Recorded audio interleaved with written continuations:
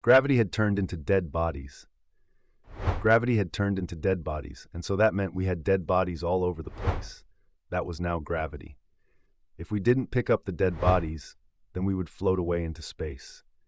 It only had to be dead bodies and nothing else. Some people tried putting heavy rocks on themselves, but they still floated away. We all woke up one morning, floating onto our ceilings, and there were loads of dead bodies around that were not floating. So we knew we had to hold on to them to not float away. Why gravity turned into dead bodies, I have no idea. Then as the dead bodies that were once gravity had started to turn to dust, people started to float away again. These dead bodies had a time limit, but some guy found out that if he killed someone, then that new dead body will be gravity, and it will stop him from floating away.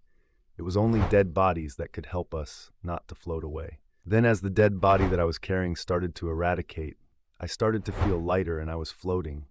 Then I quickly shot a large guy and I held on to him. That large guy I shot, he was also holding a dead body to keep from floating away. So I had two dead bodies on top of me, and that was stopping me from floating away. As I laid on the ground, rather grateful that I wasn't floating away, and I could see some people whose dead bodies had eradicated and were now floating away in space. Their screams went more silent the more they went up in the skies. I wondered how and why gravity turned into dead bodies.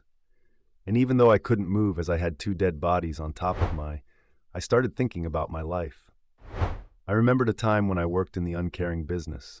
I hated it because I always cared. You should never care when you are in the uncaring business. Every day I had to torture people and do all sorts of things to them.